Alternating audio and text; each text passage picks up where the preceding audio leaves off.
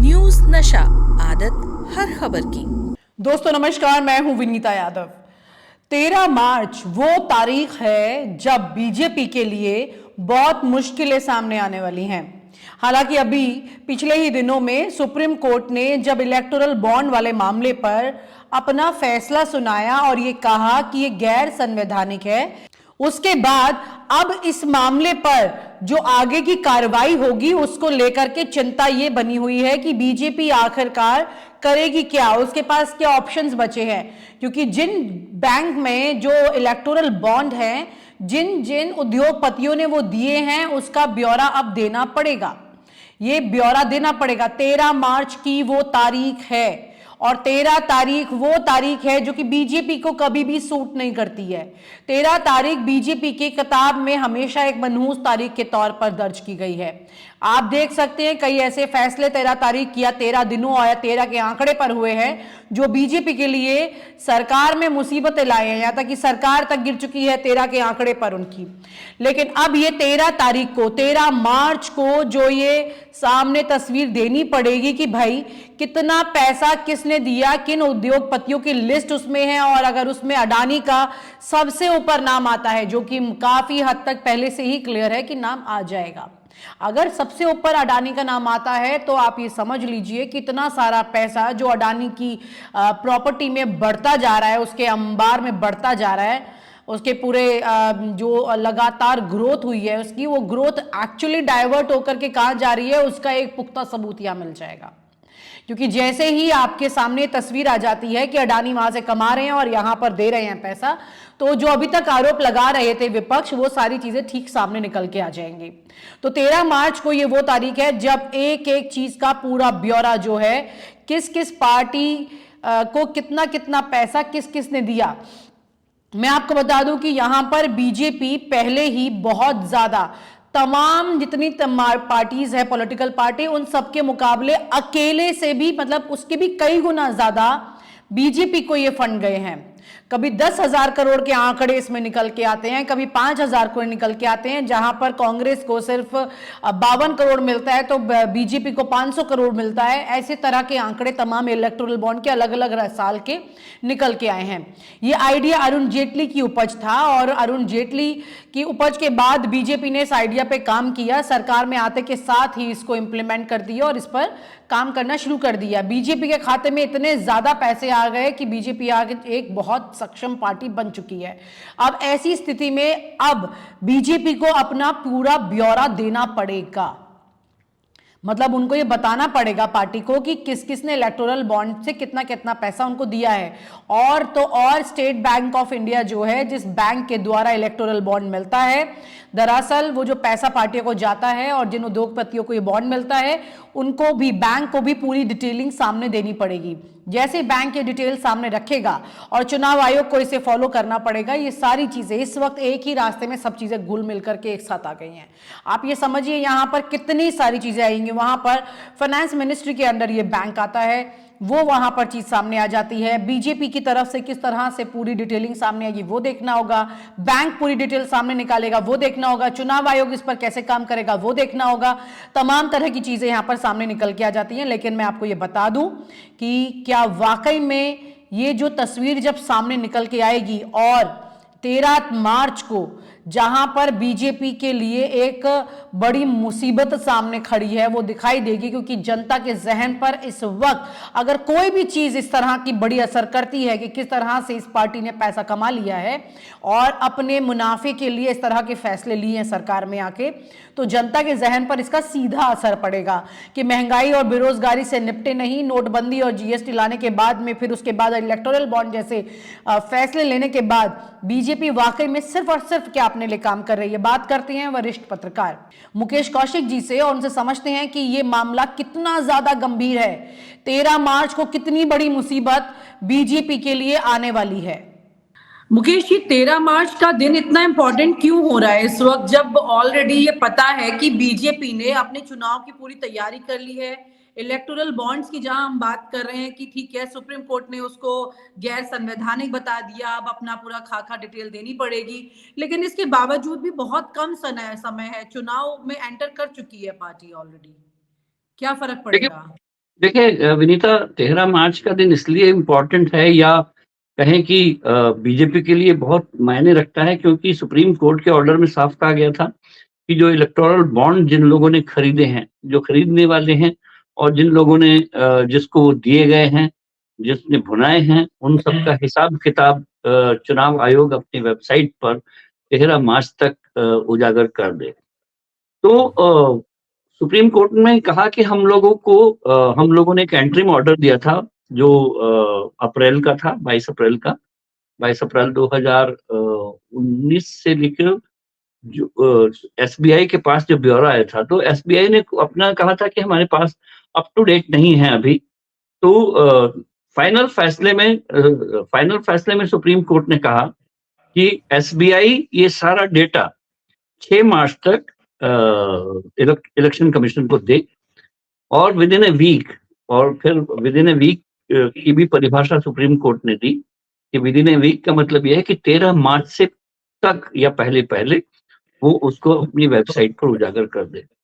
तो लगभग 12-13 हजार करोड़ रुपए के इलेक्टोरल बॉन्ड जो ओवर द पीरियड एसबीआई से खरीदे गए, उसमें से 94.5% थे जो 1 करोड़ के एक बॉन्ड था, डिनोमिनेशन में था।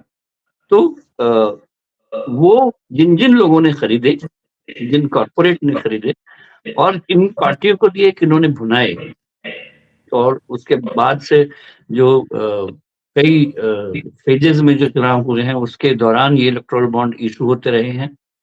उसको लेकिन बीजेपी ने तो खुद भी 10,000 करोड़ के बॉन्ड की बात, मतलब उनको जो मिला है चंदा इस तरीके से, वो खुद भी अपना पूरा हर साल का जो एक इनपुट है इसका, वो डिक्लेयर करती है कि इतना उसको मिल रहा है इलेक्टोरल बॉन्ड से पैसा।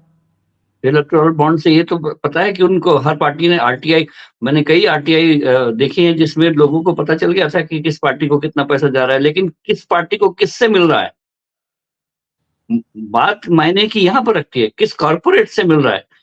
तो और अगर आप 2 और 2 4 जोड़ना शुरू कर देंगे कि अच्छा इस कॉर्पोरेट ने इस पार्टी को इससे इतना पैसा दिया, फिर उसके बाद देखना शुरू करेंगे कि इस कॉर्पोरेट के कितने ज्यादा काम, कितने ज्यादा फेवर सरकार की ओर से हुए या कांग्रेस की ओर से हुए, या जो राज्य सरकारें हैं उनकी ओर से उन कॉर्पोरेट को कैसे कैसे फेवर दिए गए, इसका हिसाब तो इसके सामने आने से होगा ना। एक अनोनिमस ब्यौरा आपके सामने आ जाए कि इस पार्टी को 10,000 करोड़ 11,000 करोड़ मिले हैं, 57% पैसा बीजेपी को मिला है, बाकी 43% पैसा दूसरे दलों को मिला है, इससे कोई मतलब नहीं हुआ। जब आपको ये पता चलेगा कि ए कंपनी, बी कंपनी, सी कंपनी, इन्होंने इतने करोड़ के बॉन्ड खरीदे और वो बीजेपी को गए, कांग्रेस को गए, तृणमूल को गए, टीएमसी को गए, या फिर एआईएडीएम के वगैरह जिसको गए, उनका ब्यौरा इस समय सामने आएगा। और कई पार्टियां डरी हुई हैं और सहमी हुई हैं कि पता नहीं किस किस के नाम सामने आएंगे। लेकिन एक पेज है, अगर इसमें किसी एक का खास तौर से नाम बड़ा सामने आ भी जाता है, मान लीजिए उद्योगपतियों के तौर पे ये कहा जाए, क्योंकि अडानी जिस तरह से एक फ्लोरिश बिजनेस कर रहे हैं इसी सरकार के दौरान में, तो जाहिर सी बात है कि वो ज्यादा फंडिंग दे भी रहे होंगे बनस्पत और मुकाबले और लोगों के। तो ऐसी स्थिति में क्या फर्क पड़ेगा, मतलब ये सिर्फ एक न्यूज बज बन जाता है इस पे, या फिर अडानी के ऊपर फर्क पड़ेगा या पार्टी पर फर्क पड़ेगा? मुझे यहाँ पर एक पेंच नजर आ रहा है कि अगर इस तरह के नोट, किसी ने नोट खरीदा, 1 करोड़ रुपए का एक नोट था, और जो हजारों करोड़ रुपए के 1 करोड़ के नोट थे जो किसी पार्टी को गए, एक तो ये कि कारपोरेट वगैरह भी इतने होशियार रहे होंगे कि उन्होंने ये खरीदारियां अपने बहुत सारी एंटिटीज से कराई होंगी। किसी एक एंटिटीज से कराने के बजाय बहुत सारी एंटिटीज को इन्वॉल्व किया गया होगा, ताकि अगर नियर फ्यूचर या फार फ्यूचर या मिड फ्यूचर में अब उनके सामने नाम आए, और उनको आशंका रही होगी ये बात की कि एसबीआई के पास जो डेटा पहुंच रहा है वो सरकार के पास तो पहुंच ही रहा था, और सरकार तो जानती ही थी कि किसके पास से कहाँ पैसा पहुंच रहा है, ये तो उजागर नहीं हो रहा था, बात अलग थी। तो इन कॉर्पोरेट ने अपने इंतजाम किए होंगे, और मुझे ये पेंच नजर आता है कि 13 मार्च को जब डोनर्स के नाम सामने आएंगे, रिसीवर्स के नाम सामने आएंगे, तो वो एक ऐसी एग्जॉस्टिव लिस्ट होगी कि जिस पर हम तुम या और कम से कम ऐसे 150-200 जर्नलिस्ट को या रिसर्चर्स को बैठना पड़ेगा 2+2 करने के लिए कि ये कहाँ से आया और किसके पास चला गया, और उसने क्या किस डेट को आया था, कैसे भुनाया गया था और किस खाते में पहुंचा। अगर मान लिया ये सारा ब्यौरा एसबीआई ने रैंडमली फेंक दिया, आप खुद अपना स्टेटमेंट ऑफ अकाउंट जब देखती हैं किसी भी बैंक का, एक साल का मेरा इस बैंक अकाउंट का कितना खर्च आया, कितना मैंने किसको दिया, तो आप भी अपने अकाउंट को देख के ये बहुत देर में पता कर पाते, अच्छा मैंने ये पैसा इसको दिया था, ये यहाँ गया था। तो एक ऐसा डेटा आपके सामने सिर पर फेंका जाने वाला है 13 मार्च को, जिसके लिए बहुत रिसर्च की जरूरत पड़ेगी, और तुरंत उस दिन अगर आप पता लगा पाएंगे तो मुझे नहीं लगता कि हम लोग इतने टैलेंटेड और इतने रिसोर्सफुल हैं कि उसी दिन पता चल जाएगा। लेकिन उस डेटा से 13 मार्च के पता चल मतलब जाएगा आप कि कह रहे कितना। हैं कि ये डेटा का रायता बहुत फैला हुआ होगा, उस दिन संभाला नहीं जा पाएगा जितना सामने आएगा। देखिए, इलेक्शन कमीशन के जो बयान सामने आ रहे हैं, या मैं पिछले दिनों कई ऐसे नेताओं के बीच में जाने का मौका मिला जो खुद वकील रहे हैं, जो इस केस से इन्वॉल्व रहे हैं, मैंने उनसे भी बात की थी कि कहीं ऐसा तो नहीं है कि किसी न किसी बहाने बैंक का ट्रस्ट का जो फैक्टर है, सरकार बार बार कहती रही कि एक ट्रस्ट होता है बैंक के साथ कि किसने किसको पैसा दिया और उसका नाम उजागर नहीं होना चाहिए। उस सुप्रीम कोर्ट के फैसले के बावजूद कई पॉलिटिशियंस के ऐसे बयान आए हैं कि ये बैंक को दिया हुआ ट्रस्ट कैसे तोड़ सकते हैं। कहीं उस बहाने इसको स्कटल करने की कोशिश तो नहीं की जाएगी, लेकिन उन बड़े नामचीन वकीलों में मैं नाम नहीं लेना चाहूंगा, मेरी कम से कम 2 वकीलों से बड़े बात हुई है आज और कल में। उन्होंने कहा कि नहीं, ऐसा ये it's all rubbish, supreme court के फैसले को इन टोटल इनको मानना ही होगा। लेकिन जो इलेक्शन कमीशन ने कहा है कि we want to present this data in an understandable way, तो मुझे यहाँ पर थोड़ा पेंच नजर आ रहा है कि लोग समझें। मुझे पता नहीं कब से इलेक्शन कमीशन को इतनी लोगों को समझाने की इच्छा जागृत होने लग गई है, मुझे नहीं पता। वो लोग कम समझें, अक्सर ब्यूरोक्रेसी, अक्सर लोग ये करते हैं, लेकिन इलेक्शन कमीशन का कहना है कि हम लोग अंडरस्टैंडेबल वे में उसको प्रेजेंट करना चाहेंगे, और कहीं अंडरस्टैंडेबल वे में प्रेजेंट करने के लिए कहीं थोड़ा टाइम तो नहीं लग जाएगा, पहले उस डाटा को फेंक दिया फिर उसके बाद उसको अंडरस्टैंडेबल। इलेक्शन कमीशन के इस कदम पर वो उस अंडरस्टैंडेबल वे को प्रेजेंट करना और उसे समझना, ये सारी जो चीजें हैं, इसको लेकर के इलेक्शन कमीशन को लेकर तो वैसे ही इतना ज्यादा आरोप लगते हैं कि वो केचुआ आयोग है और ये सब देखिए, करके। आज तो क्या आपको लगता है चीफ कि वो इतनी फेयर डिस्क्रिप्शन देगा भी फिर उसके बाद में? आज और कल में जो चीफ इलेक्शन कमीशन के इधर उधर से बयान आ रहे हैं, चाहे वो भुवनेश्वर में बोले हों या कहीं भी हो, तो पहली बात तो उनका ये कहना कि हम इस ट्रांसपेरेंसी के पक्षधर हैं, हमने ही एफिडेविट दिया था कि फंडिंग में ट्रांसपेरेंसी होनी चाहिए, और हम स्वागत करते हैं कि सुप्रीम कोर्ट ने हमारे इस स्टैंड को माना है। हम बिल्कुल अक्षरशः सुप्रीम कोर्ट के आदेश का पालन करेंगे। तो ये बहुत वेलकम स्टेटमेंट है इलेक्शन कमीशन के, और मुझे भी एज ए जर्नलिस्ट, आपको भी शायद एज ए जर्नलिस्ट इंतजार रहेगा 13 मार्च को कि वो कैसे डाटा सामने आते हैं। ठीक है, अगर वो डेटा सामने भी आ जाता है, फिर एक स्थिति ये है कि बीजेपी के लिए कितनी बड़ी रुकावट या परेशानी हो सकती है इसमें? क्या बीजेपी नहीं, मुझे लगता है कि जिस पार्टी के पास वो गया होगा पैसा, और अलग अलग एंटिटीज से गया होगा, हालांकि बीजेपी के लिए नुकसानदायक ज्यादा है, क्योंकि अभी वो एक एडवांटेज की हालत में है।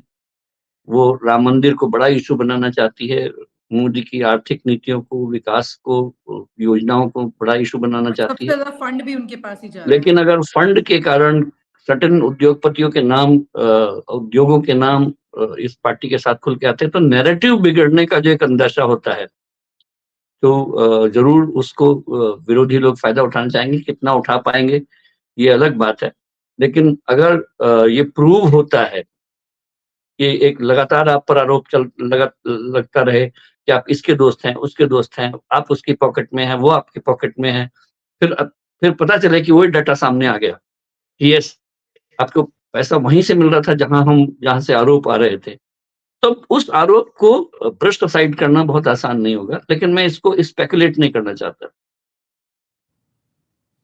ठीक है, तो मतलब कुल मिलाकर के यहाँ पर ये स्थितियां भले ही सामने बन रही हो, लेकिन चुनाव पर इसका बहुत ज्यादा सीधा असर कितना पड़ेगा ये भी अभी नहीं कहा जा सकता है। बिल्कुल कहा, भले ही मैं ये बिल्कुल असर पड़ेगा। अगर अगर नैरेटिव बदलेगा तो बिल्कुल असर पड़ेगा, आपकी छवि पर असर पड़ेगा। क्योंकि कोई पार्टी के पास अगर अगर कोई मान लीजिए पार्टी, इसमें निकल आएगा कि अडानी ने सबसे ज्यादा पैसा दिया है बीजेपी को, मैं ये मान के नहीं तो चल रहा हूँ। नैरेटिव में ऑलरेडी चलता है, तो फिर इससे क्या फर्क पड़ जाएगा? नहीं, जो नैरेटिव अगर ये है कि अडानी ही इनको पैसा देते हैं और वो नहीं आया, तब तो इनकी छवि और चमक जाएगी। अगर किसी कारण से आपकी छवि चमकती है तो उस कारण से आपकी छवि बिगड़ती भी है। अगर उल्टा हुआ तब लोग कह पाएंगे ना कि आप पहले कहते थे नहीं हम लोग इस ऐसे नहीं हैं, हम लोग तटस्थ हैं, ये सब विपक्ष के आरोप हैं। लेकिन जब आरोप साबित होते हैं तब उनको ब्रश असाइड करना आसान नहीं होता। लेकिन मैं अभी इस बात में स्पेकुलेट करने को तैयार नहीं, बस असर जरूर होगा। तो जितने जितने इलेक्टोरल बॉन्ड के द्वारा जितने पैसे अब पार्टियों के पास गए, जो कि उन्होंने डिक्लेयर भी किया कि भी टोटल फंडिंग कितना आया है, अक्सर हर साल में ये लोग करते ही डिक्लेयर, तो आपको लगता है कि इलेक्टोरल बॉन्ड से ज्यादा पैसा आया है मुकाबले और पिछले कुछ सालों के? इससे लोगों ने ज्यादा इन्वेस्ट किया पार्टीज में, उद्योगपतियों ने? देखिए विनीता, पॉलिटिकल फंडिंग के लिए दो तरीके थे। पहला तो ये कि 20,000 रुपए से जो कम की राशि है उसको आप नाम वगैरह रखने की आवश्यकता नहीं थी। ये पीपल्स रिप्रेजेंटेशन एक्ट का हिस्सा है। कई इंस्ट्रूमेंट हैं ऐसे जो ये बताते हैं कि आप 20,000 तक के डोनेशन बिना नाम पता रखे उनका ले सकते हैं। और इनका कहना ये था कि हम लोग कैश फैक्टर कम करना चाहते हैं इलेक्टोरल बॉन्ड के जरिए। लेकिन मेरे पास डेटा है कि पिछले लगभग 2014 से लेकर 2024 तक आप देख लीजिए, जो 20,000 रुपए की फंडिंग के अननोन सोर्सेज वाला पैसा था वो भी 4 गुना बढ़ा है। 2,552 करोड़ रुपया 2014 में अननोन सोर्सेज से आता था। और ये मैं अपना रिपोर्ट नहीं बोल रहा हूँ, जो याचिका लेने दायर करने गए थे एसोसिएशन ऑफ डेमोक्रेटिक रिफॉर्म्स, उनकी जो सुप्रीम कोर्ट के ऑर्डर में जो जो संलग्नक लगे हुए हैं, एनेक्शर्स हैं, मैंने उनको पढ़ के देखा है। उसमें आप भी उस सुप्रीम कोर्ट के आदेश को पढ़िए, 232 पेज का है और उसमें बहुत दिलचस्प जानकारियां आपको एज ए जर्नलिस्ट मिलेगी कि कैसे कैसे सरकार का क्या तर्क रहा कि हम इलेक्टोरल बॉन्ड लाना चाहते हैं, और वो तर्क बेकार साबित हुआ। वो ये था कि हम कैश की भूमिका कम करना चाहते हैं, ऐसा हुआ नहीं। अगर ऐसा होता तो जो 2,552 करोड़ रुपए की फंडिंग अननोन सोर्सेज से आती थी वो 2023 में बढ़कर 8,500 करोड़ हो गई थी, यानी कि 4 गुना हो गई थी। इसी तरह से लगातार 2014 से लेकर 2024 तक किस किस ढंग से ऐसा हुआ। और अननोन सोर्सेज से मैं आपको और नॉलेज बढ़ा दूं थोड़ी सी, भारतीय जनता पार्टी के पास अननोन सोर्सेज से 500 से लेकर 600 करोड़ रुपए पर ईयर आते रहे हैं। और उसके मुकाबले कांग्रेस का जो अननोन सोर्सेज से है वो लगभग 40 करोड़ रुपया है, 40 से लेके 50 करोड़, तो 10 गुना, मतलब उनका 40 से 50 करोड़ और इनका 500 करोड़ के आसपास है। 10 गुना है, ऑन रिकॉर्ड है। मैं और ये पॉलिटिकल फंडिंग में मुझे इसी तरह का डिफरेंस इलेक्टोरल बॉन्ड द्वारा आए हुए पैसों के बारे में भी पूरी डिटेलिंग दिखाई दी। उसमें 57% का तो ऑन रिकॉर्ड आया ही है, लेकिन अलग अलग फेजेस में अलग अलग था। पहले वाले में 210 करोड़ रुपए, 210 करोड़ बीजेपी के पास आया था, तो कांग्रेस के पास 52 करोड़ आया था। मेरे को डेटा उतना याद नहीं है ये, लेकिन there was a huge gap between party getting this. 5-6 पार्टियों का मिलके जितना आया था उतना बीजेपी के पास आया था। ठीक है, तो और मतलब ये यहाँ अंडरस्टैंडेबल है। और यहाँ पर विपक्ष पर अगर कोई एक सवाल उठता है तो अगर सत्ता में कांग्रेस होती तो उसको भी उतना ही डिफरेंस में पैसा मिलता, क्योंकि जो इलेक्टोरल है, ये कारपोरेट जगत है, वो जाहिर तौर पर उसी पार्टी को सब पैसा देना चाहेगा ना जिससे उसको काम लेना है, सत्ता पक्ष को। Of course. और यही हुआ है, चाहे वो तमिलनाडु में हो या आंध्र में हो, ये मतलब पैसा उन्हीं पार्टियों को गया है जिनकी सरकारें थी। तो यानी कि कुल मिलाकर के 13 मार्च को किताब खुल जाएगी सामने कि कौन कितना पैसा दे रहा है और क्योंकि सबके ऑलरेडी इतनी ईडी सबके दरवाजे पर जाती है, आईटी सारा तो नहीं खुलेगा, लेकिन कम से कम एक विंडो जरूर खुलेगी, हम लोग झांक पाएंगे वहां पर कि क्या हो रहा था। तो खुल करके सामने आ जाएगी तस्वीर, कौन कौन बड़े लेवल वोटर।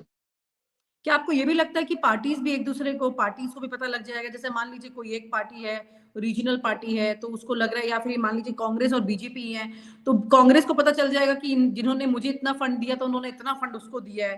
तो ये भी तरह की तो बीच में विवाद इन पार्टीज के और यही तो वजह थी कि नोन रखने की बात सत्ता पक्ष ने कही थी कि ये पता चल जाएगा तो उस पर ब्लैकमेल हो पाएगा, कि वो पता चल जाएगा तो ये हो पाएगा।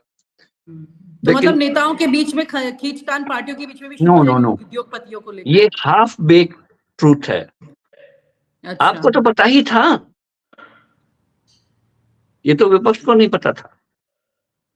हाँ, मतलब विपक्ष को पता लग जाएगा ना कि सरकार में मतलब बीजेपी को कितना पैसा विपक्ष को ये भी पता लग जाएगा कि जो मुझे पैसे देते हैं वो मुझसे ज्यादा दूसरे को भी दे रहे थे। यहाँ फंस सकता है मामला। बहुत दिलचस्प होने वाली है 13 मार्च की तारीख। बीजेपी के लिए मुश्किलें एनीवे वहां पे दिखाई दे रही है। मतलब अगर विपक्ष को पता लगता है तो ये भी एक चीज है, दूसरा जनता को पता लग ये भी एक तस्वीर सामने निकल के आ जाएगी। तो कुल मिलाकर के 13 मार्च की तारीख को ये पता लग जाएगा कि बीजेपी के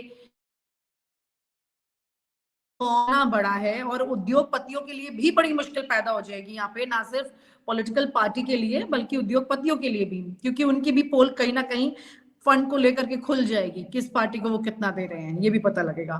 थैंक यू सो मच। और आप हमसे जुड़े रहने के लिए सब्सक्राइब करें YouTube पर, फॉलो करें Twitter पर और लाइक करें Facebook पर। और ज्यादा जानकारी के लिए आपको टाइप करना होगा सिर्फ न्यूज़ नशा।